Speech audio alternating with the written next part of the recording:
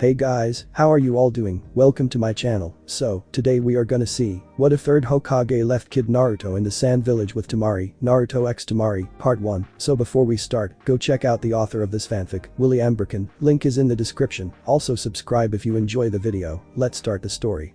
Are we there yet? No. Are we there yet? No. Are we there yet? No. Are we there yet? Yes. Liar.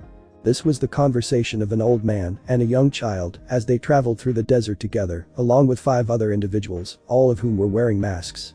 The old man had a rather wrinkled face, radiating wisdom, kindness, and power that any 5 men in their prime could only hope to match. He was wearing red and white robes with a funny red and white diamond-shaped hat with a kanji for fire on the front of it. This man was Sarutobi Hiruzen, the Sandaime Hokage, leader, protector, and strongest man in Konohagakure no Sado, the village hidden in the leaves.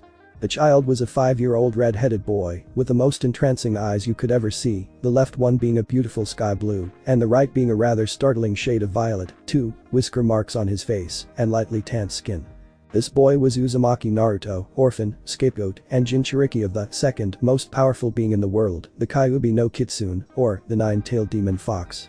He became as such when the Kyuubi attacked his village 5 years ago on October 10th, not even an hour after Naruto's umbilical cord was cut, forcing the 4th Namikaze Minato to seal the demon into the child, his own son, though only about 5 people knew, at the cost of both their lives, literally with Minato, him actually meeting the Shinigami, and figuratively with Naruto. As he became Konoha's most hated resident, as many saw him as the demon itself and not as a child. They were on a journey to their ally, Sunagakure, the village hidden in the sand, well, the Hokage was. The 5 masked individuals were Anbu, Konoha's elite forces, acting as the Hokage's guards and enforcers. Each had a different mask depicting an animal, Osu, boar, cane, turtle, Karu, frog, Saru, monkey, and Inu, dog, 3, and they were there as an escort. Naruto was there because Hiruzen didn't trust the villagers not to kill the boy while he was gone. When they finally stopped for the night at an oasis, 4 of the 5 masked individuals leaped away, with Inu simply staying with sitting down and talking to Naruto, as he was assigned to protect the boy pretty much since day 1. The old man then set up camp for them with a tent for himself and a smaller one for Naruto. He then went inside the tent, sat down in a chair that had been stored via the miracle of, pulled out a small orange book and started to giggle like a small girl. After about 5 minutes, he suddenly felt a rather strong pulse of an unfamiliar chakra of at least level. When he rushed out of the tent, the first thing he saw was Naruto jumping around like a crazy person, while Inu simply stood there, his body language going back and forth between curiosity and shock. "I told you I could do it, Inu-sensei," shouted the boy, wondering at the implications. "Inu-san, what does he mean, sensei?" asked a Hokage to the suddenly sheepish Inu. "Well, Hokage-sama, I've been teaching Naruto-kun here for about half a year now, and when he told me he could access his chakra at will, I asked for a demonstration, said the man in the dog mask, getting a frown from the aged Hokage. "Why have you been teaching him? You know that he's set to go to the academy in a year where he'll get all the attention and help he needs there?" queried the old man, getting a disbelieving shake of the head from Inu, while Naruto went down to play in the water. "I'm sorry, but I must disagree with you on that, Hokage-sama. I've seen how people treat him, how they stare at him. The instructors won't give a damn about that boy, and I won't let them sabotage Sensei's legacy. You know, just like I do, that all the other shinobi family children are probably doing the same thing that I'm doing. I just want to make sure that he has a chance to become the best shinobi that he can be," he said, getting a reluctant nod and a sigh from the old man. "Very well, if you wish to continue to teach him, then I will allow you to do so until he enters the academy, and maybe a little after that, unless circumstances prohibit such an event," said the red and white clad man, before going back into his tent, leaving the 2 to their own devices. Next day, Sunagakure main gate. As the group of 7 entered the gates, they were met by 3 people, a man with red hair, teal eyes, and the same robes as the, but green instead of red, 5, a young boy with purple paint on his face, wearing all black and holding a small puppet, and a young girl with sandy blonde hair and ponytails, who was wearing a kimono. "She's pretty," thought Naruto, as he hid behind the Hokage with a blush. "Welcome Hokage Dono to Sunagakure," said the man in the green robes. "May I introduce you to my children, Temari and Kankuro? I'd introduce Gaara, but no one seems able to find him. Is there cause for concern?" asked a kindly Hokage, only to get a shake of the head. No. He disappears all the time. Soon is a big place, and there's plenty of places for him to be. I'm not worried," replied the Kazukiage easily, getting a glare from the blonde girl, which he either ignored or he didn't notice. Hello," said Naruto to the blonde girl, still blushing, getting knowing smiles from the two cages and the adults present. "Hi," she said to him with a smile, getting an even bigger blush. "I'm Temari, what's your name?" "Uzumaki Naruto." "It's nice to meet you, Naruto-kun. This is Kankuro by the way," she told him, almost as if it were an afterthought, getting a pout from the purple boy. "Hello Kankuro-san, why are you wearing makeup?" asked an innocent Naruto, getting laughs from everyone but Kankuro, who wanted to strangle him. "It's war paint," he mumbled, though everyone ignored him. With that, the group began to walk into the village. After about 5 minutes, Naruto noticed a group of children about his age, give or take a few years, playing a game with a ball. This causes his chest to hurt remembering the fact that he wasn't allowed to play with anyone in Konoha, so he decided to see if these kids wanted to play with him. As he left the group, Temari was the only one to notice he was missing, everyone else being too caught up in listening to the cages talk. Hello. May I play with you?" asked a blonde boy timidly, already steeling himself for the harsh denial and hurtful words. "Sure. We're playing soccer, 7, you can be on my team," a little girl told him. "Really?" asked Naruto hopefully, before he became nervous and started staring at the ground. "I don't know how to play." "We can show you. I'm you," the girl told him, getting an ecstatic nod and an introduction from Naruto. After about 20 minutes of learning and playing, the ball was accidentally kicked out of the playing area towards a small red-headed boy with rings around his teal, pupil-less eyes, carrying a teddy bear. The boy picked up the ball with a hopeful expression on his face and approached the children playing. "Here. May I play with you?" asked the boy, holding out the ball, only to get fearful expressions from all the other children, but Naruto. "Get away from him. It's the demon. He's going to kill us all." But these shouts, Naruto flinched and got ready to flee, only to realize that the comments weren't addressed towards him, but towards the smaller redhead. At that point, a large amount of sand began to float up like a snake, causing the children to run away, only for one of the sand tendrils to attack you, getting a panicked look from everyone there, including the redhead.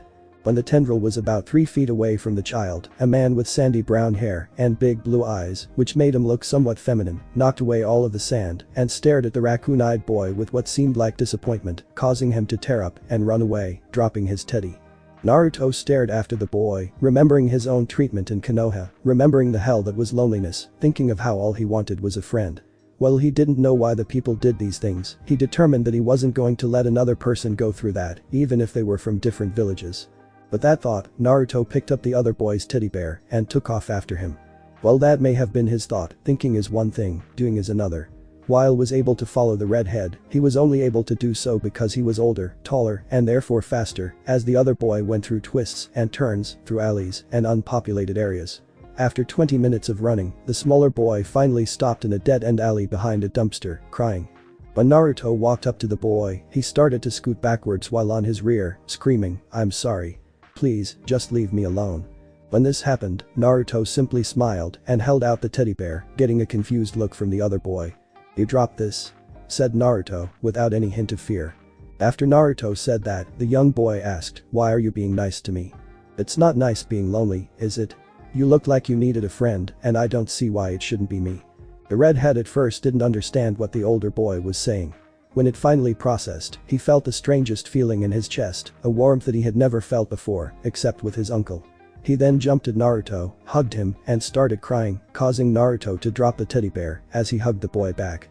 "Gaara, are you alright?" At this voice, both Naruto and the now identified Gaara looked towards the entry of the alley, seeing Temari there. One-san asked Gaara, shocked at the question, which she had never asked before. Temari-chan asked Naruto, wondering what she was doing there. "Hey. What are you three doing over there?" asked another voice, before a person wearing a sauna outfit appeared in a slight gust of wind, before realizing exactly who they were. Seeing Gaara, he immediately grabbed Naruto and Temari by the arms and started to drag them away, saying, "Temari-san, little one, you shouldn't fraternize with that thing. I'll forgive you this once because you're both young and one of you is foreign, but this is your last warning, don't let it influence you."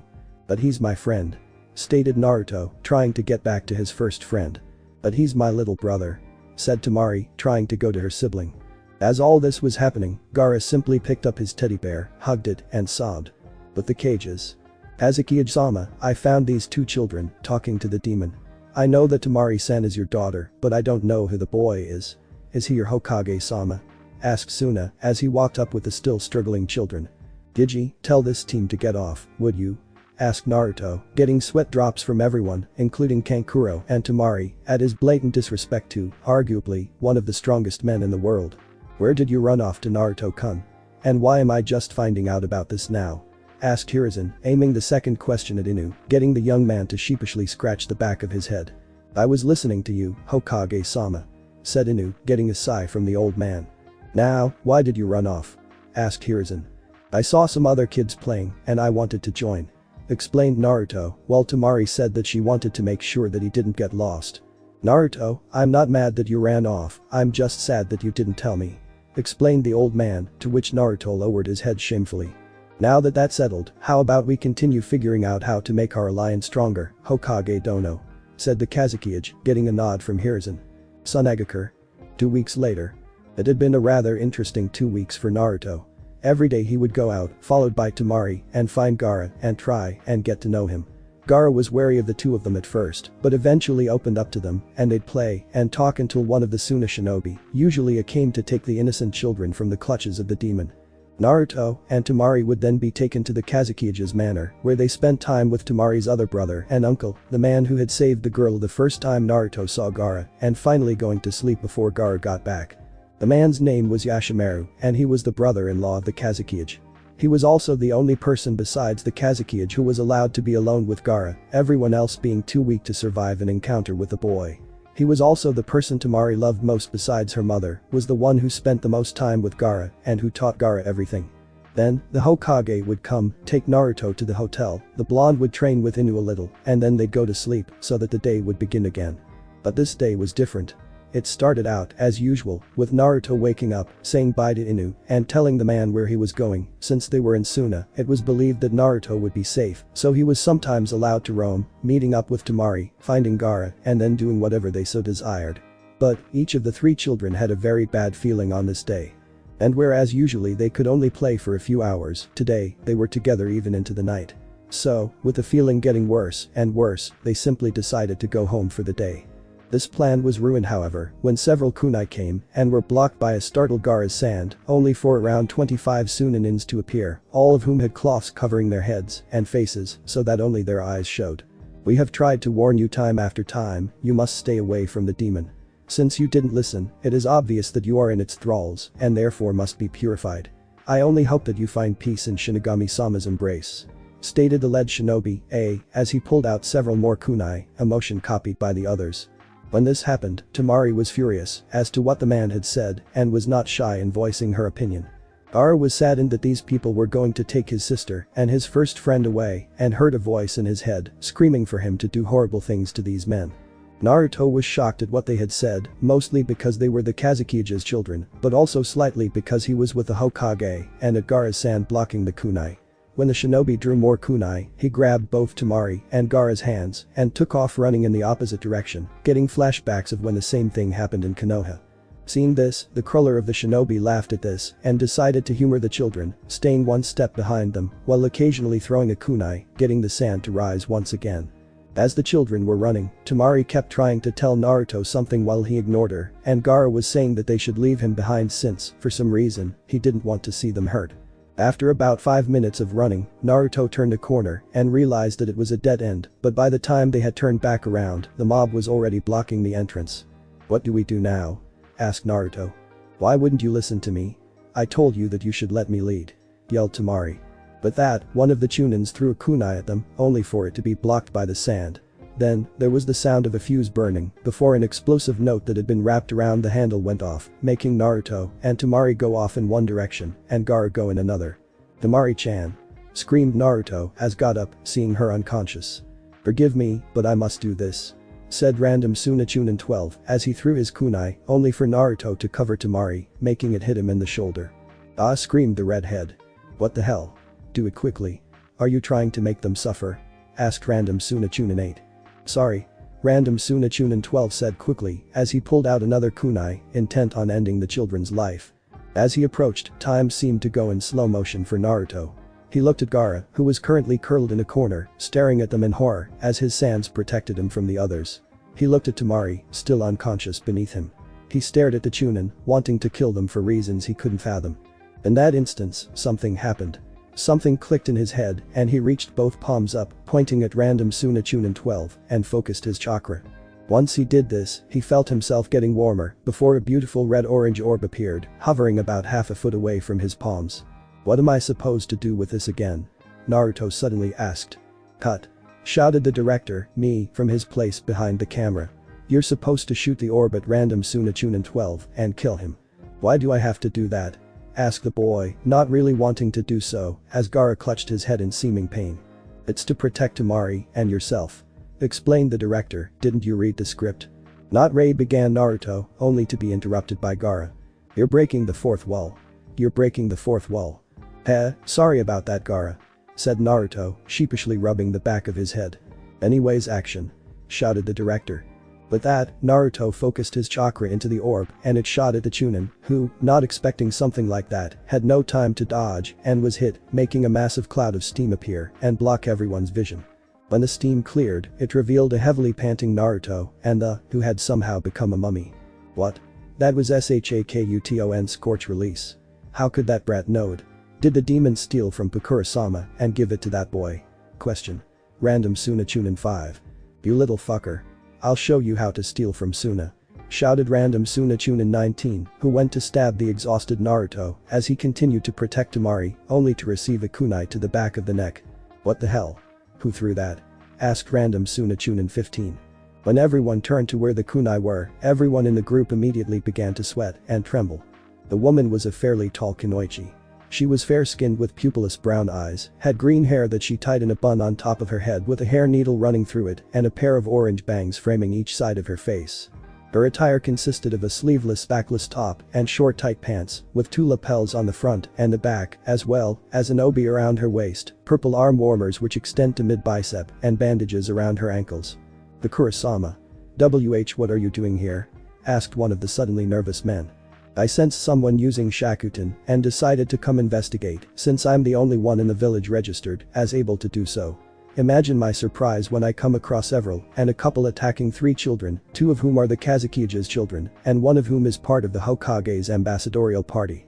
The now identified Bakura told the men as several more red-orange orbs, which everyone, including Naruto, noticed were much larger and brighter than the blondes, began to swirl around her, making a few of the men run away, with the rest becoming extremely nervous. We just wanted to get rid of that thing and bar that, deny it the satisfaction of a friend. Stammered one of the more terrified of the group, random Chunin 6, hoping that cooperating would make it so that he didn't die a horrible painful death. I see, then I regret to inform you that there is no demon here, now please leave, so that I don't have to do something drastic. Sated the woman, making over half of the group disappear, while the others frowned. Did I stutter? Please leave. Now said Bakura firmly, getting glares from a few of the shinobi that were left and want to step forward. I'm sorry, Bakura-sama, but if you're defending that thing, then it obviously has you in its thralls as well. You must be cleansed as well. Goodbye. Said the man, getting nods from the rest, who then attacked the woman, who sighed and killed them all, just in time for a group, including the cages, to show up on the scene. Bakura.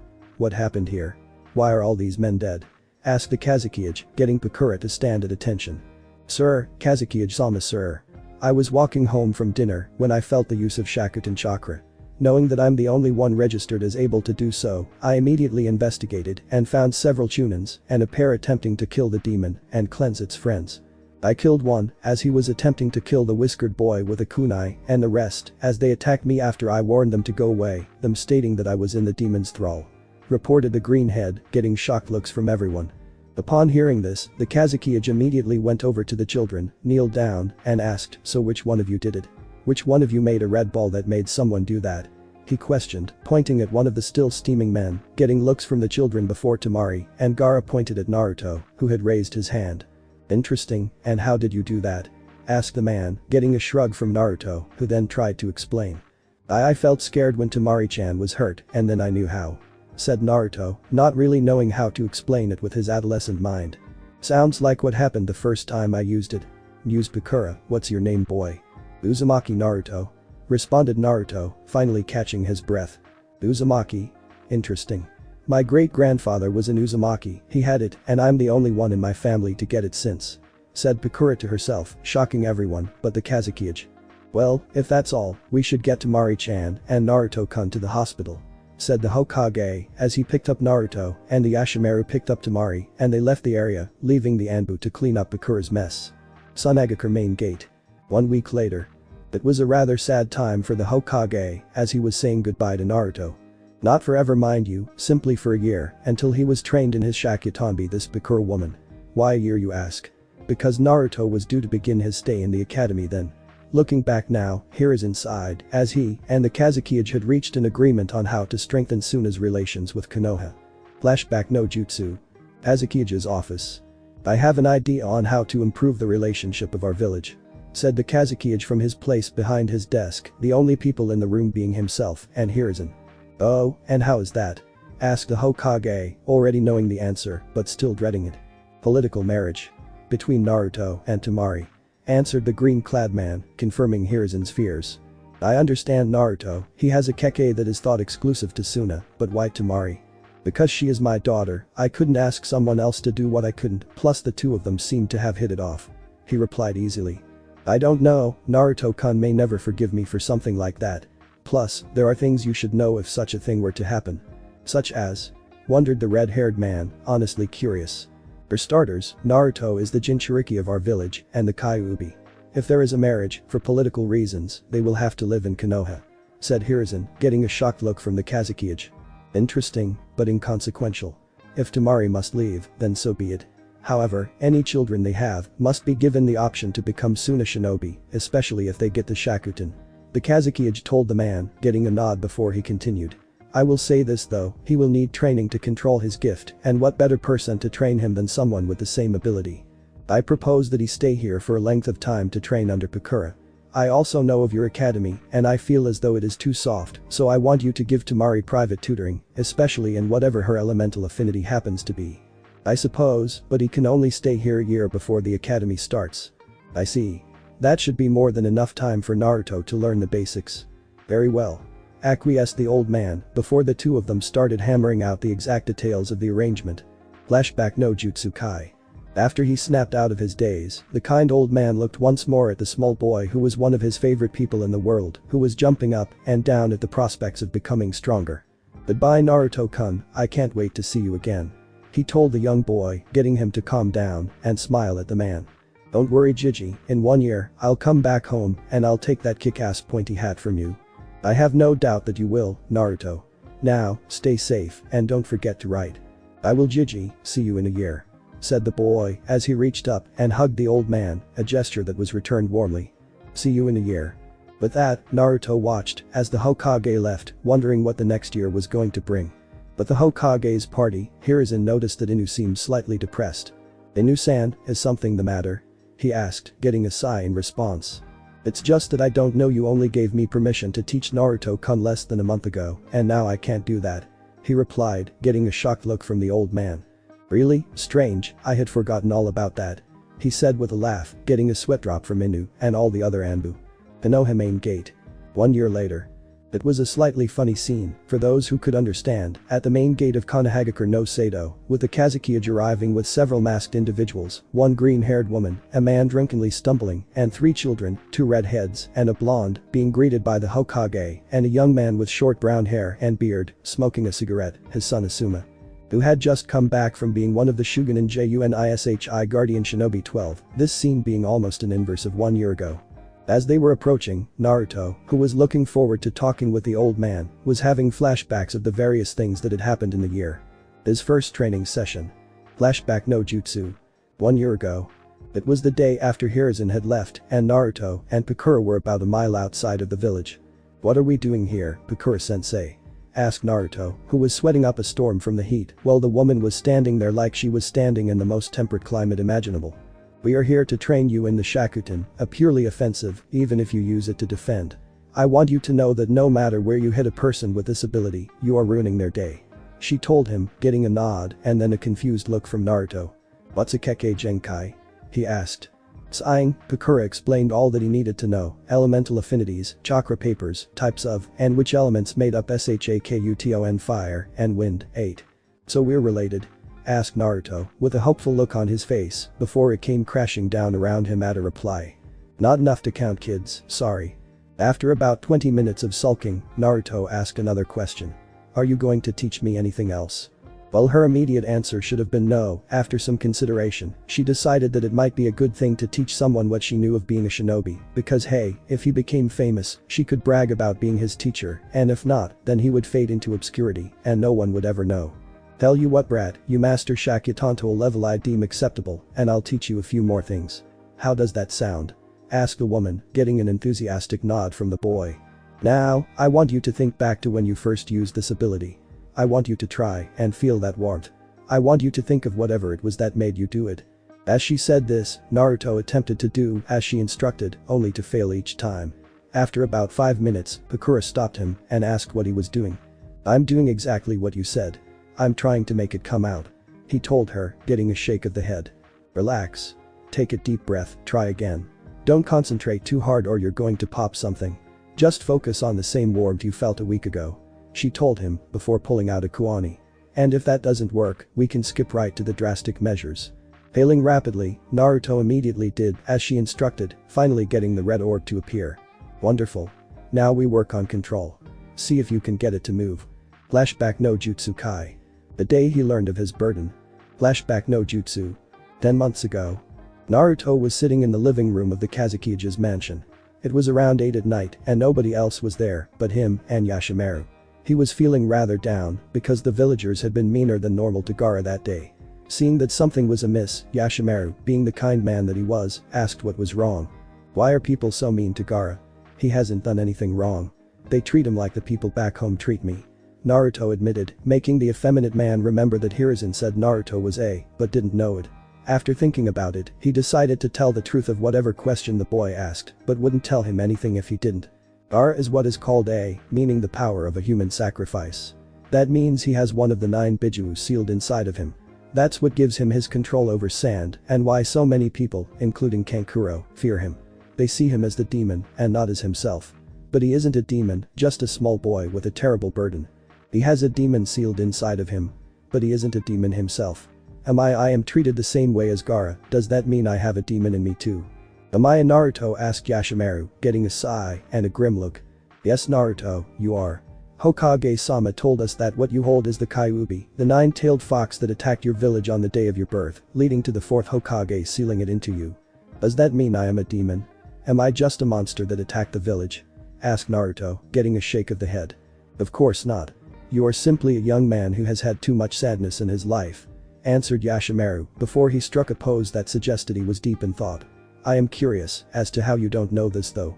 You have the most powerful demon sealed inside of you, while Gaara has the weakest. Your seal must be very good to hold such power. I mean, Gaara's seal is too weak to hold his, which is why he can't ever sleep. What's a seal? Asked Naruto, wanting to know if he could help his friend in any way possible. A seal is a product of Huinjutsu, an obscure branch of the shinobi arts that is considered one of the most terrifying and one of the most difficult to learn. It is where you take one thing and put it into another. With it you can make anything from sealing scrolls to barriers to jinchuriki. Explained Yashimaru. Can you make a seal better after it's made? Asked Naruto. I don't think so, I mean, you can reinforce it with more seals, but other than that why do you ask? Because I want to know if I can let Gaara sleep. Answered Naruto with the utmost determination. I don't know if you can do something like that, Naruto-kun. Our best expert made Gaara-kun's seal, and even then it's faulty. Your seal was done by the 4th himself, one of the greatest shinobi ever to exist, and a true master. Then that's even better. If I want to be the best Hokage ever, then I have to surpass all of them. Shouted Naruto. Very well, Naruto-kun. I'll see if I can convince Chiyoba-sama to teach you. 1 week later. Alright, where is this brat? I don't have all day. I need to get back to fishing. Hearing this, Naruto and Temari decided to investigate. Please be patient Chiyoba-sama, I'm sure this won't take long. Said the effeminate man, hoping to not piss the old woman off since she could still kick his ass, even with her advanced age. Hello? Asked Naruto, startling the 2 adults slightly, causing them to look at the 2 children. Is that him? Asked the old woman, getting a nod from Yashimaru. Very well. She then knelt in front of Naruto. Why do you want to learn? Probably just a phase. Why did I come here again? Oh yeah, Yashimaru-kun is pretty much the only person I can stand and he asked a favor. Wait, has the kid been talking this whole time? I'm sorry, could you repeat that Gaki? She asked, to which Naruto huffed and told her again. I want to become the best ever. To do that, I need to become even greater than the yondaime, but to me, that'll just be a bonus. I mostly want to help Gaara. He can't sleep and his Biju. Yashimaru. Yeah, Biju tries to make him not be him. I want to help him because he is my first and best friend. Naruto finished answering honestly, determination shining in his eyes, making Chiyo stare at him in wonder before she gained a small smile. So he just wants to help Gaara, eh? Maybe he can undo my mistake. Very well, I'll teach you, but I can only teach you from 6:30 to 9. She told him, earning an excited nod from the boy. Flashback no Jutsu Kai. And the day his more interesting sensei showed up. Flashback no Jutsu. 9 months ago. Naruto, after a long day of training with Bakura, was walking back to the Kazukige's estate. Currently, he was walking through one of the seedier parts of town in a shortcut, hoping to get back before it got too dark. As Naruto was walking outside of a bar, suddenly, the doors burst open as a person was thrown through them. After about 5 seconds, a man walked out of the bar surrounded by several others, both shinobi and civilians.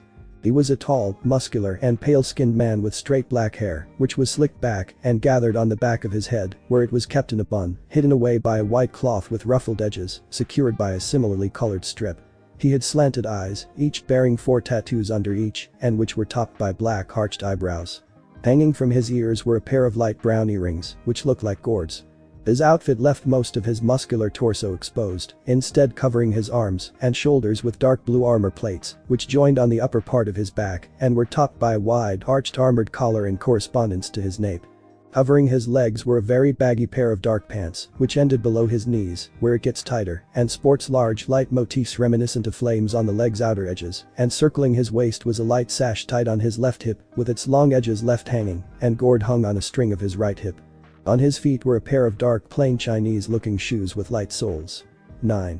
Suddenly, the man started screaming about getting wild and dropped into a rather weird stance where he bent his knees and diagonally stretched his arms upwards behind his back, making it look like he was about to start flapping them. When the other patrons started to attack him, the man started dodging their attacks, swinging to and fro, seemingly at random, but without wasting a single move. After each dodge, he would strike one of his opponents with a hard fast blow of the palm, usually taking down the opponents in one strike. While this was happening, Naruto was simply standing there, amazed by the display. After defeating all of his opponents, the man fell on the ground and started snoring, and Naruto cautiously walked up to him, picked up a discarded katana sheath, and started poking the man. 5 more minutes mommy, I don't want to go to school. Mumbled the man, getting a sweat drop from Naruto, who just started poking the man harder. Stop please stop you can stop now I'm getting pissed off stop damn it. Shouted the man as he sat bolt upright, grabbed the sheath and snapped it in half. Looking around for his assailant, he noticed the small red-headed boy looking at him in what seemed like awe. What do you want, Jackie-chan? Slurred the man, getting a tick mark to form on Naruto's head before he decided to introduce himself. I'm Uzumaki Naruto, the next how did you do that? Name's Bakis, do what? He asked, getting a deadpan look from the boy, who indicated all the unconscious people around them. Oh that? Like the chop hanging palm, 10, do you? He asked, getting a nod from the boy. Can you teach me? The boy inquired. After thinking about it for about 30 seconds, Bakis's liquor-soaked brain couldn't really find anything wrong with doing so he simply nodded. Really? You promise? Asked Naruto. I promise. Now run along and let me sleep. Replied the half-naked man as he passed out in the middle of the street and a group of bodies. Sweat dropping, Naruto, being the nice person that he was, decided to bring the man to the Kazukige's place so he wouldn't sleep on the ground and started to drag the man away. Took him an hour, rather than the regular 5-minute walk it should have been, by the way. The next day. Pain was the first thing that Bakis registered as he woke up, on my head. I need to get a drink or something. Wait, the ground here is weirdly comfortable. Where the hell am I? Mused Bakis aloud to himself. I'm glad you find my couch comfortable, now would you mind telling me what the hell you're doing in my house? Asked a voice. As Bakis turned, he immediately turned paler than a ghost as he recognized the man glaring down at him, but not the small red head with the teddy bear behind him. Hazukige-sama. Yes, now give me one reason I shouldn't kill you. Wait. Shouted Naruto as he came down the stairs. Naruto-kun? Asked the leader of Suna with a raised brow. That's my sensei. Said the boy, getting surprised looks from the two men, as well as Temari and Kankuro, who were just coming down the stairs. What do you mean Sensei Gaki-chan? Asked Bakis, the night was still hazy in his mind. You promised that you'd teach me the chop chop hot chop hang, started Naruto, unable to remember the exact name of the technique. Top hanging palm? Asked Bakis, getting a nod from Naruto, causing the man to sigh and ask, did I really promise? Getting another nod. Well, if I promised, then I guess I would have no choice but to teach you. Yada. So, after a little more explaining, during which Gaara explained that he watched Naruto drag the man in during the night, the group had breakfast, and then Naruto and Bakis made their way to Naruto's usual meeting place with Bakura. When they got there, Bakis immediately shot at Bakura and started hitting on her, only stopping when she threatened to mummify what made him a man. Now, would you mind telling me why you are here, Bakis-san? Inquired the woman. I'm here to teach Jackie-chan my taijutsu style, chop hanging palm. He told her, getting a shocked look from the woman, who had been considering trying to find Naruto a taijutsu teacher.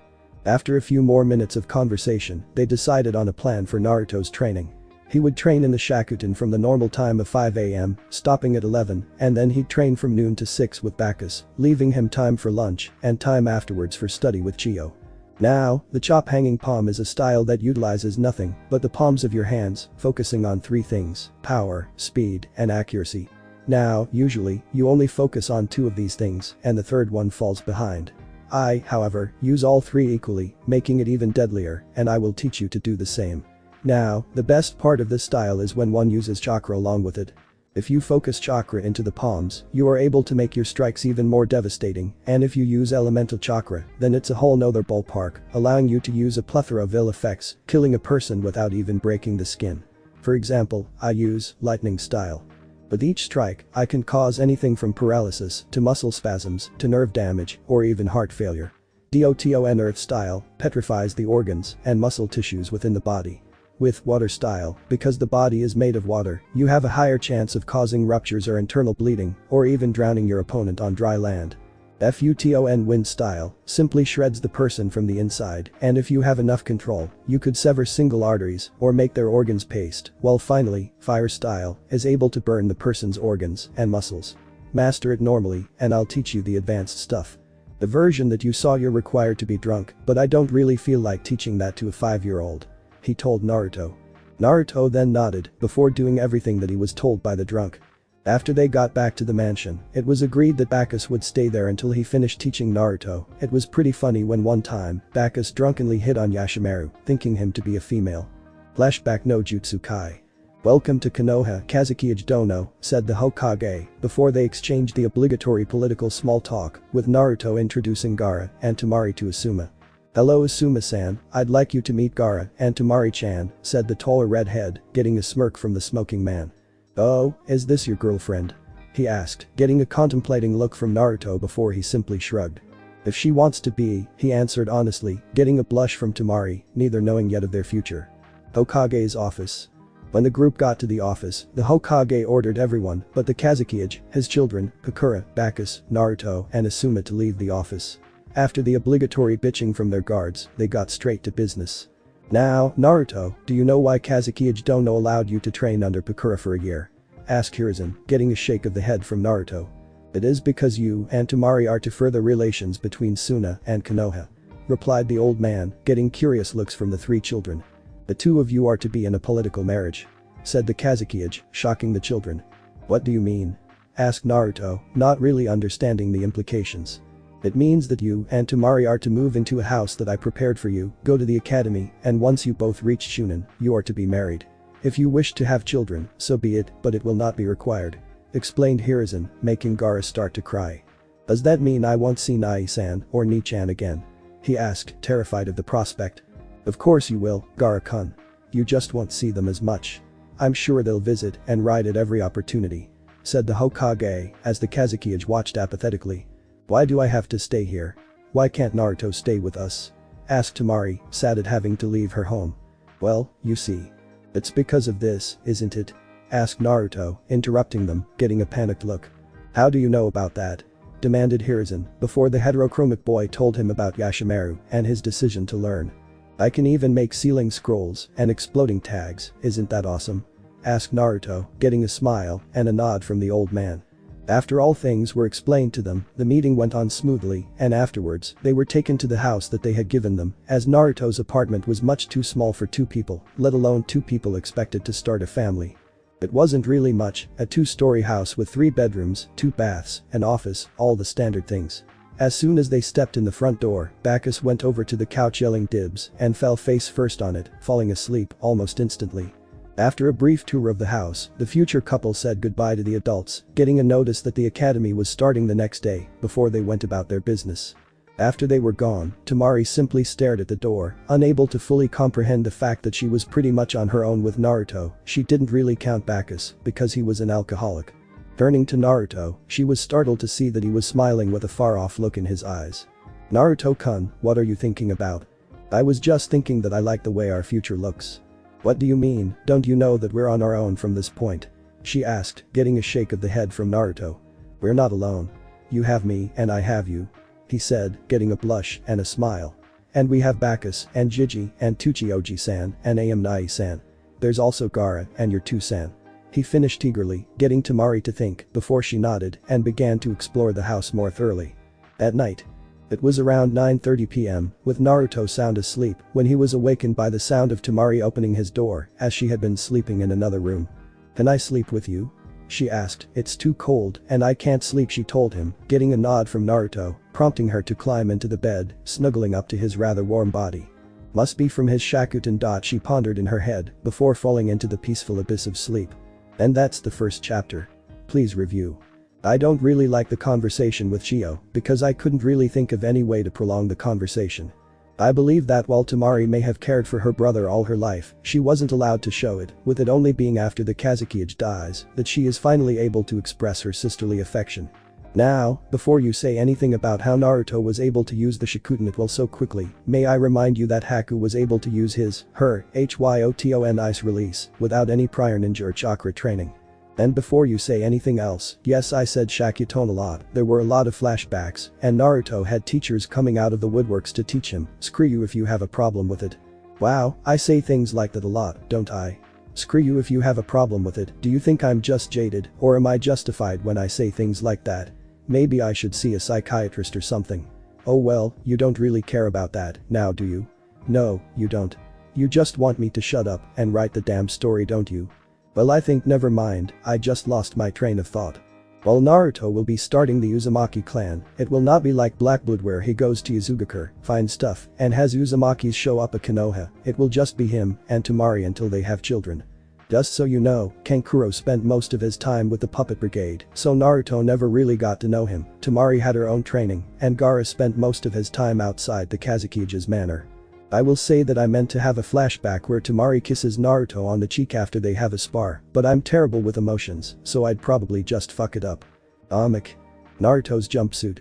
It was a beautiful day in Konoha, and 6-year-olds, Naruto, Shikamaru, and Kiba were hanging out at the park. Suddenly, Kiba asks the 2 others to wait where they were while he goes and gets something. "What do you think it is?" asked Naruto to Shikamaru. "It's too troublesome to think about," answered the pineapple-headed boy. It was at this point that Kiba came back with a package that he then gave to Naruto. "Here, man. I thought I'd give you a gift," he said with a rather strange smile. "Why are you giving me a gift? Did you get one for Shikamaru?" asked the redhead to the feral child. "No real reason, and I'll give it to him tomorrow," asked Kiba, hoping that Naruto wouldn't catch on. Naruto then shrugged and opened the package, pulling out a hideous orange jumpsuit. "What is this for?" asked Naruto, liking the color but not really wanting to put it on. "It's for you," answered Kiba.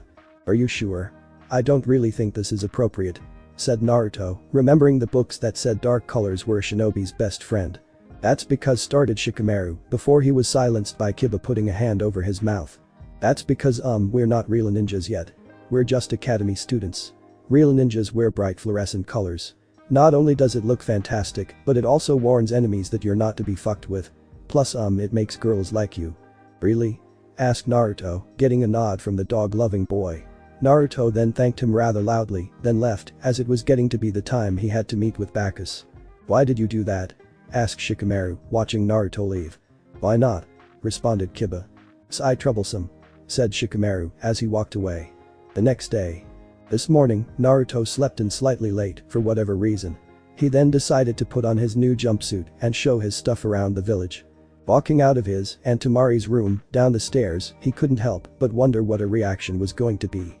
As he passed the couch where an unconscious Bakis lay, the man opened one of his eyes, saw Naruto, and immediately closed it again, thinking it to be an alcohol-induced hallucination. There's no way Gaki-chan would wear that abomination is there. Naruto then walked into the kitchen, just as Temari was biting into an apple, and asked, "Good morning, Temari-chan. What do you think of my new clothes?" Hearing this, Temari looked at Naruto, chewed once, twice, 3 times, swallowed, then smiled a smile, and spoke in a tone that sent the fear of death up his spine. "Naruto-kun, what are you wearing?" "It's a new outfit that Kiba gave me." He said that it was the ultimate in ninja wear. He quickly stammered out, before yelping in terror, as the apple in Temari's hand exploded, as she clenched her fist. "Did he now? I guess I'll have to pay him a visit," suddenly, said tattoo-faced boy shuddered and decided to stay home that day. "Now, why don't you put on something else, before we go to class?" Temari inquired, still with that terrifying smile and tone of voice. Nodding vigorously, Naruto then ran upstairs to change. As he was doing so, Temari heard Bakis laughing from the couch, shouting, "You're whipped, Jackie-chan. That's why I just bang and bail," before he too saw the Shinigami, as Temari giggled at his words. "What was that, Bakis-san?" "And nothing, Temari-sama," said the terrified alcoholic, making the female nod in satisfaction. "I love being a girl." It was around 9:30 p.m., with Naruto sound asleep, when he was awakened by the sound of Temari opening his door, as she had been sleeping in another room.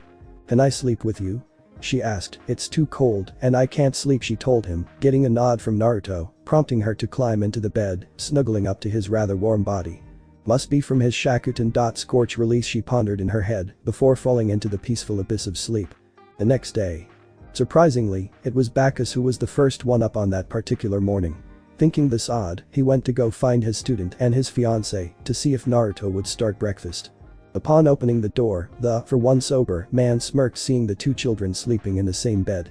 He then walked over to them and shook Naruto awake. Knock it off, Temari, I'm trying to sleep." The boy groaned, before noticing that it was Bakis. "What do you want, Bakis-sensei?" Filing that away for future blackmail, the man simply told him that it was time for breakfast and that the academy was in 1 hour. Finally getting up, Naruto, dressed in a pair of green pants, a light brown shirt, and a green jacket, proceeded to make everyone's breakfast, having discovered that he was a rather good cook during his time in Suna, lessons pounded into him by Pakura. When it was finally time, the 2 children were rather surprised that Bakis decided to accompany them, and even more so at the fact that he was completely sober. When asked, he simply said that this was too monumental an event for him to get drunk, as it was the official beginning of his first student's ninja career. Though he was planning on getting as trashed as physically possible at the first opportunity, seeing as though he was already feeling the symptoms of alcohol withdrawal. When the group of 3 made it to the academy, the first thing they noticed was the sheer number of people there. In one group there was a man with long blonde hair and a ponytail standing near a girl with shoulder-length hair of the same color. The man was talking to a rather rotund couple standing with their backs to a large boy with swirl marks on his cheeks who was in turn sharing a bag of chips with a lazy-looking boy with a black ponytail, while another man with the same ponytail and scars on his face was being chewed out by what appeared to be his wife. Another group had 2 boys, one of whom had red tattoos on his face, while the other had a jacket that covered most of his face, as a woman with the same tattoos, and a man who also had a jacket conversed in the background. Then there were several groups that were on their own, such as a family of talking to a timid-looking girl, a family of people in old-style robes with strange wide eyes, standing behind a girl, and a very large group of people who all had black hair and eyes, most of whom were behind 4 people, one of whom looked to be about 10, give or take a year or 2, and was wearing a chunin vest. And a boy with a rather interesting haircut, each of whom had a fan symbol somewhere upon their clothing. While none of them missed or were surprised at the glares, several people instantly leveled at Naruto, though none of the aforementioned people, except the elder, as well as a few of the wide-eyed folks, and most of the ones with the fan symbol, did so. They were pleasantly surprised to see Pakura there, as well. "Pakura-sensei, what are you doing here?" wondered Naruto. "I just wanted to see you off on your road to glory also. Kazuki-sama requested that I be here for Temari-san," responded the woman, who was getting some very strange looks from the civilians and wary looks from the shinobi due to her age. Naruto, happy at the gesture, nodded, but before any more conversation could be initiated, the Hokage appeared in front of the academy, signaling the start of the ceremony. The genin hopefuls then all lined up with their parents behind them, with Bakis standing behind Naruto and Pakura standing behind Temari. As the Hokage began his speech about the importance of the event, his thoughts kept drifting to the hell that the council had put him through concerning Naruto and Temari. Flashback no jutsu. It was a full week after Hiruzen had returned from his trip to Suna without Naruto, and at the moment he was preparing himself for his meeting with the council, comprised of his advisors, his old genin teammates, Shimura Danzo, though it wasn't completely clear as to what he did there other than make grabs for power, the heads and heirs of the shinobi clans. The heirs had to be at least 10 or a genin to attend, as such, only the Inuzuka and the Uchiha heirs were present, and around 8 of the more prominent civilians. "I suppose you are wondering as to what you are all doing here," said the Hokage, getting nods from most of the council. "We are here to discuss my trip to Suna, as well as the new treaty between our countries," he explained, getting interested looks from all but Danzo. Speaking of that, Hiruzen started Danzo, before getting interrupted by Hiruzen. "Excuse me?" "Hokage-sama," said the man, getting a nod from the aged Hokage. "Speaking of your visit to Suna, Hokage-sama, might I inquire as to where the Jinchuriki is? It is my understanding that it was not with you when you returned from your journey." "Naruto is currently in Suna, as per our treaty," started the old man, before pausing to ignore the obligatory outraged exclamations. "I must say, for people who don't really seem to care too much about him, you seem awfully concerned with keeping him in the village. Now, as I was saying before I was interrupted, Naruto is in Suna, as per the treaty, to train for a year in the use of his Kekkei Genkai. When 1 year has passed, he will be returned here, where he and the Kazukija's daughter will be attending the academy," he explained, getting shocked looks from those assembled and a hungry look from Danzo. "Hokage-sama, may I propose?" "No, you cannot have Naruto as a weapon, Danzo. We have been over this time and time again. You keep asking and I keep saying no. Drop it now," said Hiruzen, releasing chakra with the last 3 words to make sure that Danzo knew that he meant business. "What exactly is the Gaki's Kekkei Genkai, Hokage-sama?" asked the only female clan head, who had frizzy brown hair, red marks on her face, and was one of the 2 with an heir attending. "He has what is known as the Shakuton, a chakra-based Kekkei Genkai that is created from the mixture of Katon fire release and Futon wind release," he explained, getting interesting looks from everyone. "Hokage-sama, may I inquire as to why the Kazukija's daughter is coming here to enter the academy?" asked a man with black hair and eyes, the only other person who had their heir present. "As per the new treaty, Naruto and the Kazukija's daughter, who is named Temari, are to be in a political marriage and will reinstate the Uzumaki clan." "What? How dare you? This is an outrage." After the shouting from the civilian side of the council started, Hiruzen simply glared at them all in order to silence them, then asked, "What exactly are your problems with this?" "Hokage-sama, you can't be serious, allowing that demon to be a female. That girl needs to be rescued. You need to pick another suitor. What of Uchiha-sama's children? Surely they hold the best position of power for a political marriage," said one of the bolder civilians. "While I am not aware of any demon that the girl would need rescuing from, Kazukige Dono specifically asked for Naruto to be the groom for this marriage after a demonstration of the Naruto and Temari are to attend the academy, become shinobi, and, as soon as they are either both chunin or 18, they are to be married. Should they have children, they will be given the option to become shinobi for either Konoha or Suna," repeated Hiruzen before more outraged shouting occurred. "You're letting it have a clan? Are you trying to destroy the village? You can't give the demon a clan, then it could make laws," shouted one of the civilians, though no one could tell who it was. "He is not a demon. He is a child," shouted Hiruzen, quickly losing his patience. "Hiruzen, I would suggest that they be placed in an artificial insemination program in order to make more Kekkei Genkai users for the village," proposed Danzo, unknowingly pushing the man known as the god of shinobi off the proverbial cliff. "You're letting it breed now too. It should at least be castrated if you're not going to kill it. If you're just going to use her for breeding stock, then give her to Uchiha-sama," shouted the same bold civilian, immediately shutting up as a wave of unadulterated killing intent filled the room, showing him that the 2 had said the wrong thing.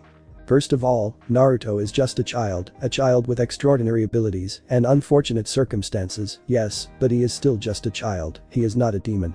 Second, Temari is not a breeding stock. She is a human being and will be treated as such. Third, if I ever hear that from any of you, I will respond according to the law I put in place 6 years ago," threatened Hiruzen, making them all pale at the thought of execution without trial.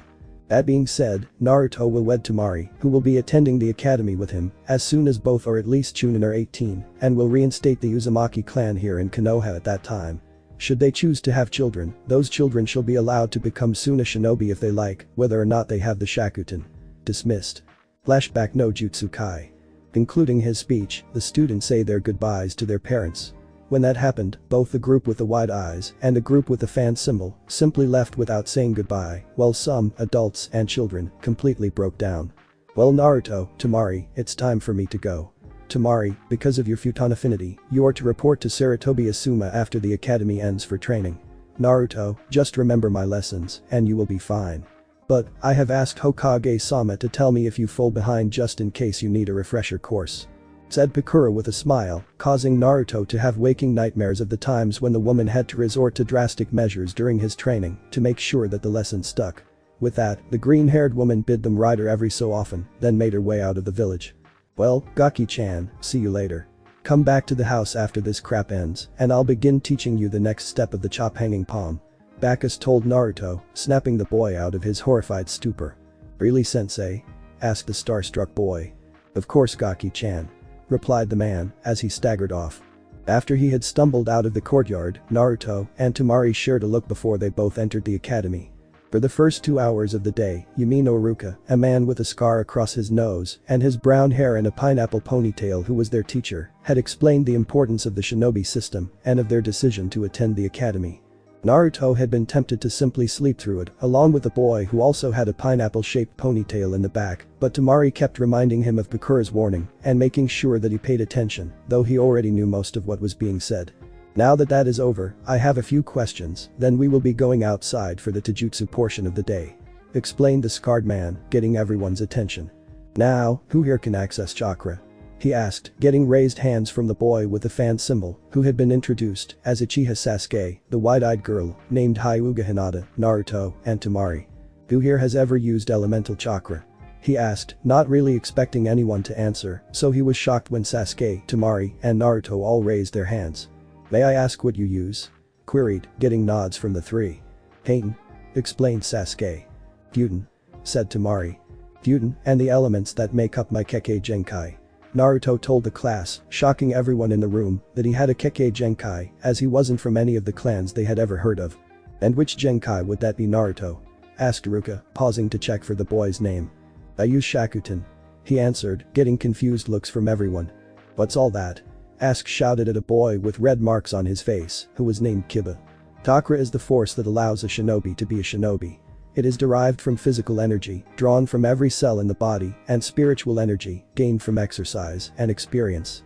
It allows one to use various, allowing a shinobi to do things like walk on water or breath fire, explained Iruka, pausing in order to see the looks of wonder on their faces, before continuing, elemental chakra is chakra that is attuned to one of the 5 elements, fire, wind, lightning, earth, and water, and to have an affinity for one, makes it easy for one to use that element.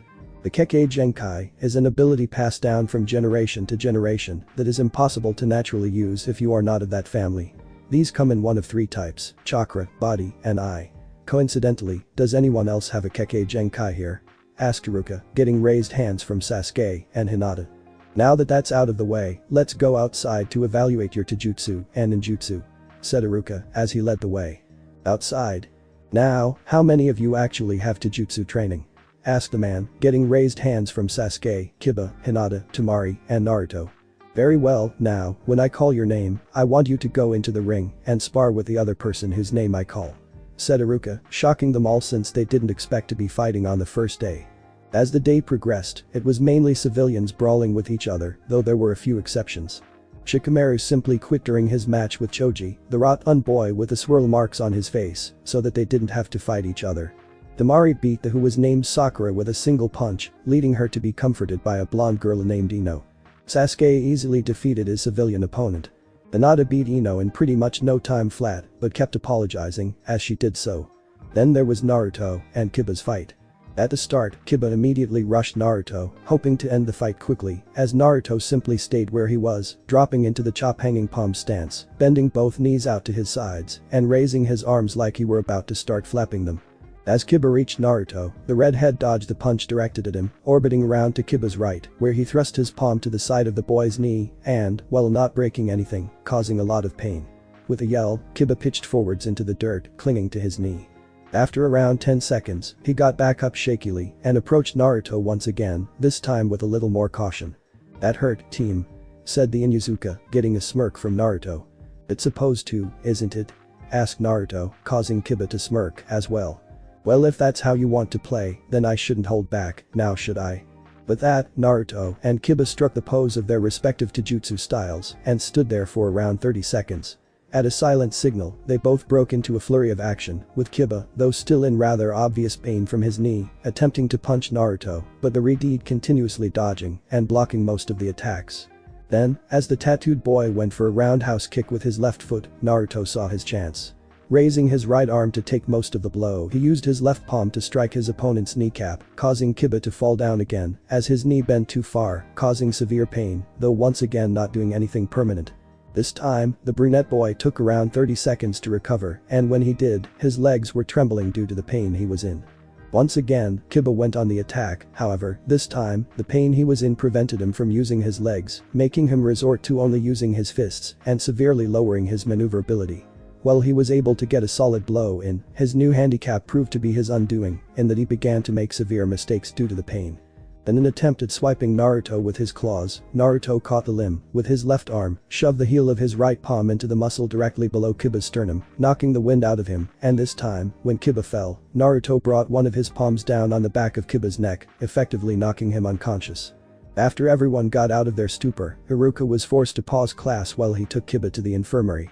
When he got back, he gave everyone a grade on their taijutsu, with Naruto and Sasuke tied for first, and Temari being the best kunoichi with Hinata close behind. Next, Iruka asked Naruto, Temari, Sasuke, and Hinata if they wanted to show off a jutsu or their Kekkei Genkai. With that, both Naruto and Sasuke stepped up, Hinata being too shy, and Temari not actually knowing any at the moment. Sasuke, going first, quickly went through some hand signs, and with a cry of Katen. Kakaku no Jootsu Grand Fireball, he spit out a ball of fire around the same size as him at one of the dummies in the training yard, destroying it and getting adoring signs from most of the girls there. Then, Naruto stepped up, put his palms together over his head, and then spread them out to his sides, creating 5 red-orange orbs in an arc. Beautiful was the combined thoughts of most of the class. Shakuton. Kajmsatsu Scorch, release. Extremely steaming murder, murmured Naruto. He then began to twirl them around himself in a stunning display before he sent each of them to a separate dummy, causing a cloud of steam to appear. When it cleared, Iruka went over to one of the now emaciated dummies and easily broke off one of its arms. And with that, Iruka let everyone leave, saying that the day was over and that they would begin trying to unlock the rest of the students' chakra next time. But Naruto. Departing, Naruto headed back to his new home with Temari going to the Hokage tower to meet up with Asuma, only to halt outside, seeing that there were several unconscious people in a pile outside his house, with several spray cans littered around the ground. I don't know whether to thank him or kill him, thought Naruto, as he unlocked his door and stepped inside to see Bakis face down on the stairs with his head pointing towards the bottom, some form of liquid surrounding him on the stairs, pooling at the bottom. Kill him. Bakis-sensei, can you wake up? It's time to go by train. Naruto told the man, trying to get him up but not wanting to touch the mystery fluid. When that failed, Naruto sighed and braced himself for what he had to do. Hey look. It's a bunch of topless models rubbing oil on each other. Hearing that, Bakis shot up, promptly lost his footing, and once again fell down the stairs into the liquid. Damn it, Gaki-chan, I hate it when you do that. Groaned Bakis. Sorry sensei, but it's time to begin training. You said that you'd teach me the next step of chopping a hanging palm. Oh yeah, I had forgotten about that. Slurred the half-naked man, getting a sweat drop from Naruto before he stared at the liquid he had been laying in. Damn, I spilled my beer. Oh well, let's go. Of Temari. When Temari departed from the academy, she went straight for the Hokage's office. As she went, she noticed several people staring at her, some in pity, some in curiosity, and some in anger. Shrugging it off, as a product of who her fiancé was, she simply sped up until she entered the tower. Upon arrival, she was whisked up to Hirazen's office to wait for Asuma by the secretary. Ah, Temari-chan, how are you? Asked upon seeing her enter her office. I am fine, Hokage-sama. Answered Temari, nervous at being alone with such an important and influential man. I am aware that it has been less than one day, but I trust you are settling in comfortably. Hi, Hokage-sama. I was a little uncomfortable at first, but then Naruto told me that we were not alone, that we still had family and friends. Upon hearing that, Hirazen was rather surprised at the emotional depth that Naruto seemed to have. Then again, Kushina always hit the nail on the head, and he has her personality. Oh shit. Does that mean I'm going to have to go through the pranking hell she put me through again? Damn it, I still can't look at a lava lamp without bursting into tears. Unaware of the inner turmoil going on in the man's head, she curiously watched his facial expression change from happy and relaxed to realization to horror before he started crying. But before she could ask what was wrong, she heard the secretary trying to keep someone out of the room. The go in right now, Hokage-sama has asked not to be disturbed as he is in a meeting and awaiting the return of a shinobi for a mission briefing. Sir, I can't let you in. Sir. Stop. Hammer time. Wait, what? Who said that? Oh crap. Sir. With that, the door burst open, revealing a man with shaggy black hair, an X-shaped scar on his chin, bandages covering his right eye, a cane, and what appeared to be a missing or useless right arm, if the fact that his robe left no opening for it were anything to go by. I specifically asked not to be disturbed, Danzo, now what is it that you need? My apologies, Hokage-sama. I simply wish to meet with Konoha's newest asset. Responded Danzo, staring at Temari, making her feel like a mouse trapped between the paws of a rather sadistic cat. If that is all, then please leave, I am expecting Asuma to return from a mission, and he is to be her teacher. Said Hiruzen. Danzo then glanced at Hiruzen, then looked at Temari, before telling her, I look forward to seeing how you affect this village, Temari-san before leaving, making Temari exhale a breath that she didn't know she was holding. With Naruto. At the training ground, the first thing that Naruto noticed were several training dummies, one of which had a piece of cloth nailed to it with a kunai. Now, review what I've taught you about Naruto. Commanded Bakis, though Naruto was pretty sure his alcohol-soaked brain had simply forgotten. You have taught me how to harden the palms and heels of my hands in order to not hurt myself hitting objects. You taught me how and where to strike to cause the most damage. You taught me how to focus chakra into my palms to increase the power of my strikes. And you taught me the wall walking and kunai balancing chakra control exercises. Oh, and you gave me these weights to review the boy. Showing Bakis the bands on his forearms that his teachers had given him when they noticed that he was both stronger than most his age, as well as healed quicker, too, getting a nod from the man. How much weight are on them? 30 pounds each. Naruto told him. You bastard, thought the boy with a smile, slightly pissed at the hell his senseis put him through in the name of making him stronger. Alright. Now, the next step of the chop hanging palm is to use your elemental chakra instead of regular chakra, watch. Stated Bakis, before hitting one of the training dummies next to the one with the cloth pinned to it, causing electrical burns to spread over the surface. And the step after that is this. He continued, smacking the dummy with the cloth on it, though nothing seemed to happen. But before Naruto could comment on this, Bakis lifted up the bottom of the cloth to reveal that the wood once again had electrical burns. The final step is to, for lack of a better word, inject your chakra into your target. He finished, getting a confused look from Naruto. Why bother? Why not just use the effects of simply coating your hand in chakra? Asked Naruto, getting an understanding nod from his sensei. Two simple reasons for Gaki-chan. The first is that only and Futen are effective using that method. Nothing really going to happen with water release, and all that would happen with earth release is that it would make it like you're wearing gauntlets or something. For the truly devastating effects of this style, you must inject your chakra into the victim. The second reason is probably the most important for shinobi. And that reason is assassination. Why fight your target when you could simply pat him on the back at a simple social function where you would be in disguise? Or maybe you could take out a guard at an enemy camp. This way, there's no outside trauma to suggest that there's something wrong, and when they do die, it can't really be traced to you.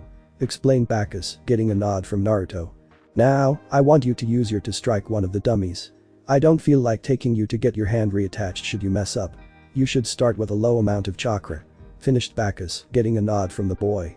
While it would normally take months or even years to master elemental chakra, apparently, Naruto's Kekkei Genkai made it easier for Naruto to use Futen, and as well as the extensive chakra control exercises that both his senseis had been drilling into him, allowing him to, when in Suna, to cut a small stone or turn small amounts of sand into glass. 3.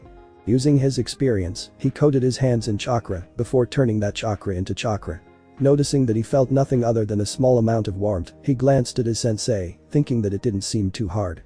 Turning to one of the uncovered dummies, he took up his taijutsu stance before striking the log with one of his burning palms. However, being new to the technique, his concentration wavered, causing the flames to burn both him and the log, forcing Naruto to cancel his chakra flow out of reflex. And that's why you won't use Futen for a while, Gaki-chan. I want you to continue to strike the log for a few hours, and when I come back, I'll show you some more chakra control exercises. Bakis told him before turning around and walking away. Left Temari. After Asuma got back from his completed bandit removal mission, he took Temari to a training ground that looked more like a shooting range, not that they'd know what that is though. Now Temari-san, tell me, how far are you on your Futon training? Asked Asuma, getting a slightly confused look from Temari. I can almost cut a rock, but I don't know what that means here. She told him, getting an understanding nod from Asuma. Okay, then I want you to try to cut a leaf in half. Asuma told her, to which she nodded, picked up a fallen leaf, and concentrated. When she pulled her hand away, the leaf was cut around 4/5 of the way through, and Asuma was surprised. How is she doing that at her age? She must have been practicing herself into exhaustion every day. Very good, continue doing that until I say so. If you need advice tell me, I'll be more than happy to help. With that, Temari continued to use her Futon, trying to completely cut the leaf, Asuma occasionally throwing her advice. With Naruto. 4 hours had passed as Naruto continued to strike the log, burning himself less, and every time he went a minute without hurting himself, he would raise the amount of chakra in his palms before resuming his exercise, occasionally switching to a new dummy when war won out. When that 4 hours was up, Naruto noticed a heavy smell of alcohol getting closer, struck the dummy he was currently on one last time with each palm, and then turned to his teacher. That's good Gaki-chan. Now, follow me. Bakis said, eyeing the 7 or so destroyed dummies before leading Naruto to a river. I've taught you how to walk on walls and how to balance kunai, though you're not very good at it. What you may not know is that we skipped a step, water walking. It's different from tree walking in that instead of a constant flow, you have to keep changing your chakra output. Now you try. Finished the drunk before he started walking onto the river. But before he did so, Naruto couldn't help but ask, why did you skip this? Because Gaki-chan, only registered Suna shinobi are allowed near any water source of real size. Now get to it. With that, Naruto placed one of his feet onto the surface of the water, allowing his chakra to flow. When it felt like he was on the ground, he put his weight on it and surprisingly, it held. Emboldened by his success, he quickly placed his other foot on the water and promptly fell in. You lost focus, Gaki-chan. When you have enough experience, you'll be able to do this without thinking, but until then no. So, Naruto and Bakis continued his water walking training, and when Naruto got the hang of standing, Bakis made him walk. When he got the hang of walking, Bakis made him run. When he got the hang of running, they spared, though they only did so for about 10 minutes, and Naruto fell in a lot. After that, they went back to the house, and exhausted Temari meeting them there. Naruto then made dinner for them all. They had forbidden him from eating ramen more than once a day, and he'd had it for lunch at the academy. He then began to read the academy material for a while, before falling asleep with Temari to get ready for the next day. It was the day before the end of the academy year, and quite a few things had happened. Naruto mastering chop hanging palm to an acceptable degree, Temari fully cutting the leaf and moving on to a tree, Naruto training with his, which he was remarkably good at, Temari learning wall walking from Naruto, etc, etc.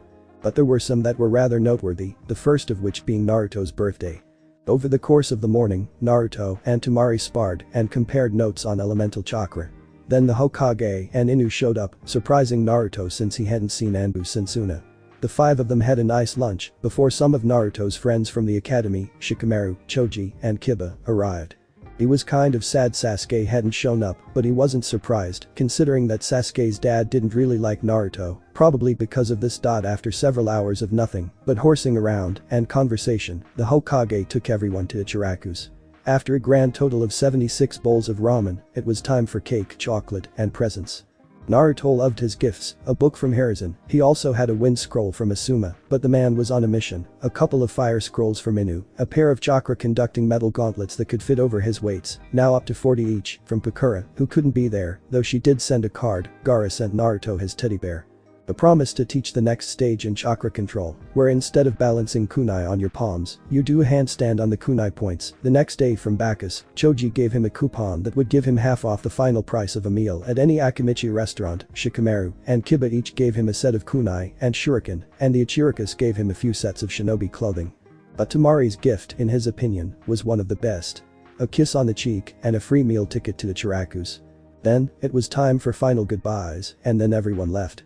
When the night came and Naruto and Temari went to bed, Naruto reflected on the fact that this day was the happiest of his life, and he smiled knowing that things were only going to get better. Fast forward to January 23rd, 4.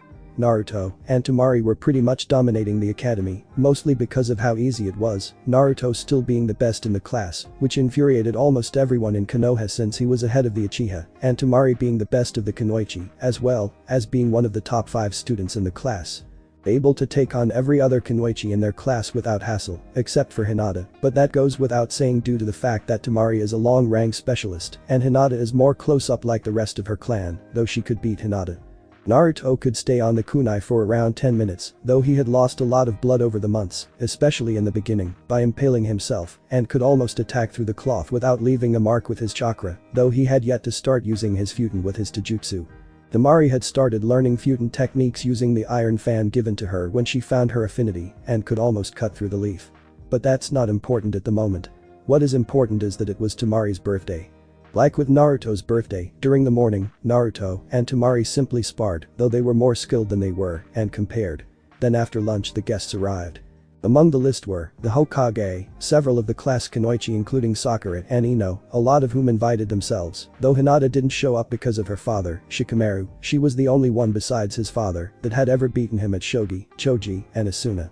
From all the girls, she got clothing, a shogi board from Shikamaru, a few from Asuma, a set of kunai and shuriken from Hiruzen, and a copy of the ticket he gave Naruto from Choji. From her family, she received a glass sculpture from Gaara and Yashimaru, a book on proper female etiquette from Kankuro, which she immediately destroyed, along with a rather sarcastic note that came along with it, an actual battle fan from Pakura, and the weasel summoning contract from her father. But, like with Naruto, her favorite gift was from her fiancé.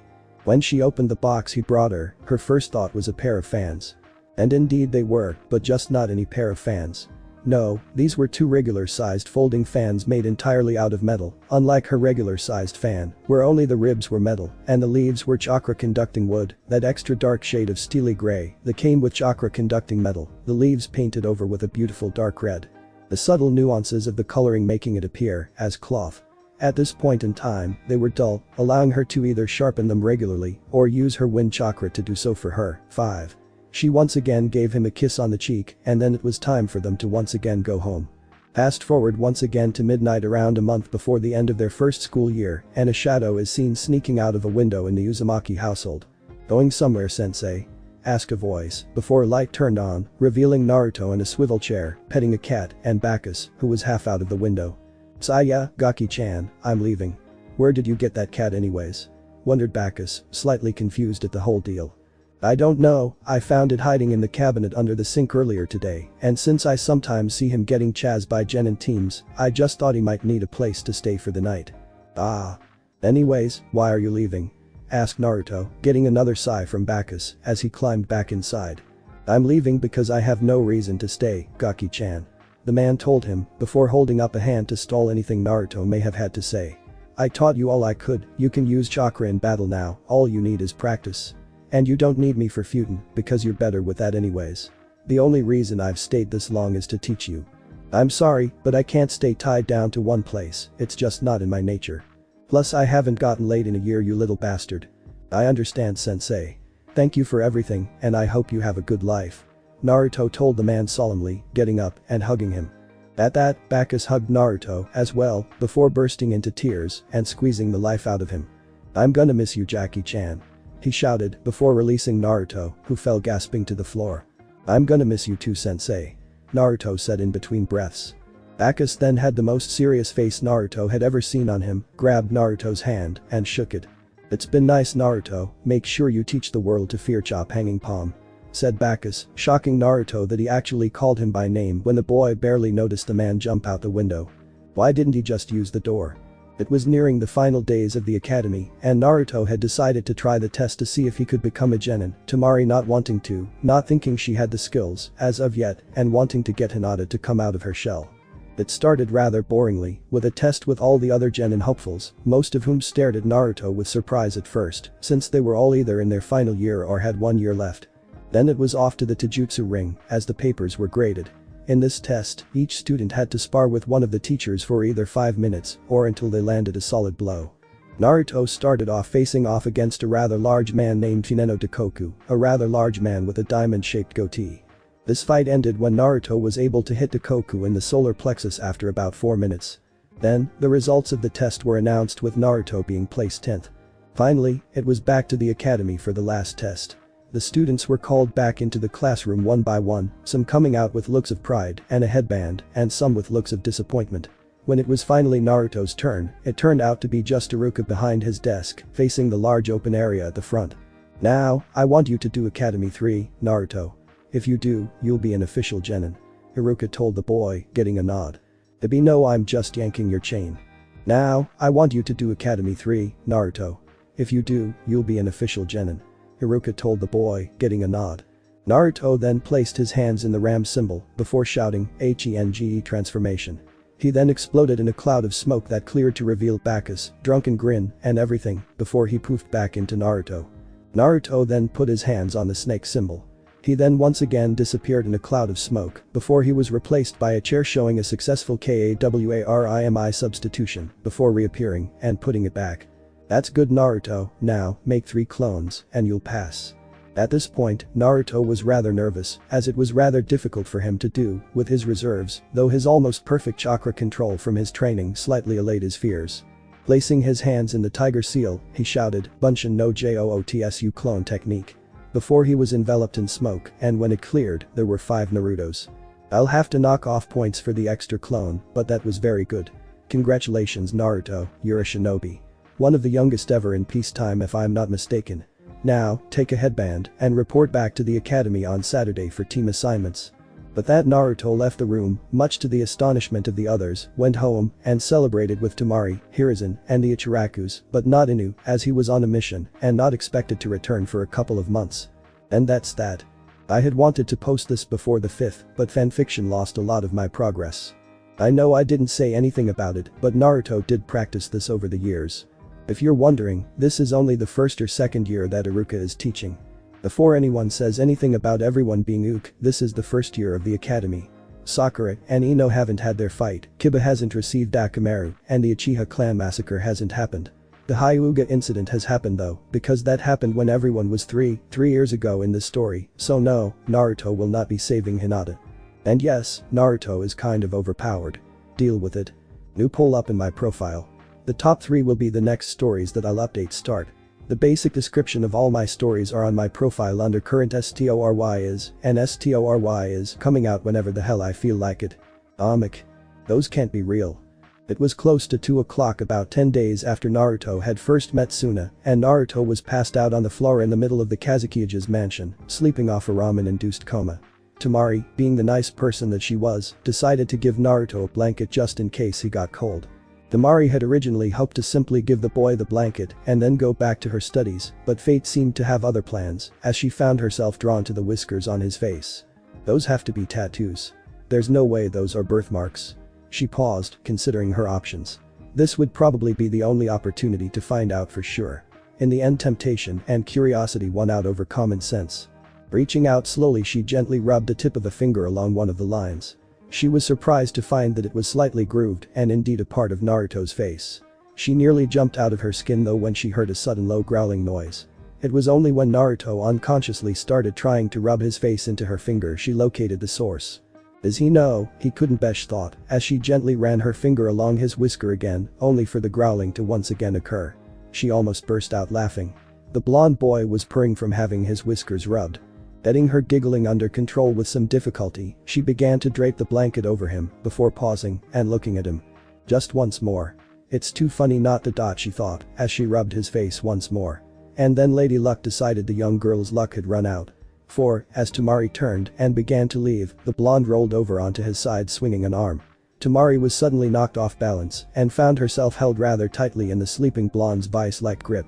Laying there face to face with the whiskered blonde boy, Temari realized she was screwed and it was her own fault. Carefully pulling the blanket over the two of them so as not to wake Naruto up accidentally, Temari chose to go to sleep as well and await the awkward wake-up that would undoubtedly follow. She found it strange, however, as she slowly started to drift off, that she felt so much more comfortable in the arms of this boy she barely knew than most other points in her life. Her last thoughts before she drifted off to sleep were, "It's nice." About 4 hours later, Naruto began to awake to a warm feeling and the rather pleasant smell of vanilla. Looking at the clock on the wall, Naruto noticed how late it was and decided to get up and get ready for the Hokage to take him back to the hotel, but found he was unable to move his left arm. Turning his head, he saw the reason why, which nearly caused him to burst into a full-on panic attack, screaming and everything as he saw Temari lying fast asleep atop his arm. Slowly, ever so slowly, Naruto began to slide his arm out from underneath her torso. Please don't wake up. Please don't wake up. Please don't wake up. He repeated over and over again in his head, not wanting to be himself right then, given his past experiences where he'd seen men accidentally groping women, or where they'd just been in the wrong place at the wrong time and were assumed to be a pervert. The women would generally then proceed to beat the crap out of the man, leaving them a bloody, broken mess. He had gotten his arm free and was slowly sliding his hand out from under the sleeping girl when his life was made rather difficult. He suddenly heard the faint echoes of someone opening the front door, which caused him to flinch. His mistake ended up costing him dearly. Temari started to shift in her sleep, freeing up the blonde's hand enough to try and pull it away quickly, which he attempted only to be caught in the metaphorical jaws of the trap he'd unknowingly created earlier. His movement caused Temari to grab his arm at the elbow as she proceeded to snuggle up against him. He panicked a little, causing himself to struggle and free arm. This only made things worse for the poor blonde, however, as during the struggle Temari, who was amazingly still asleep, had snuggled up closer to him. She now had one leg bent at the knee, draped over his waist. Meanwhile, she had pressed her chest against his side, her left arm going across his chest, gripping him tightly. She had somehow gotten her right arm under his left armpit, going up across his back to grab his right shoulder. The only thing that made Naruto's situation worse at this point was that the girl was now resting her head on his chest. A pleased smile formed on her face as she mumbled something along the lines of "comfy." Poor Naruto didn't have time to even run either, as the Kazuki had just then walked into the room to see the pair. He didn't say anything, just making gold particles start to hover in the air before he started walking forward, eyes masked in shadows. The unfortunate blonde shinobi was crying in tears as the cage stood above him. He vaguely realized the smell of vanilla had been coming from Temari as the attack commenced. But at least he got to have a brief nap, not to mention a cuddle, before he died. Thanks for watching my video, and make sure to check out the author of this fanfic, link is in the description. See you next time, till then sayonara.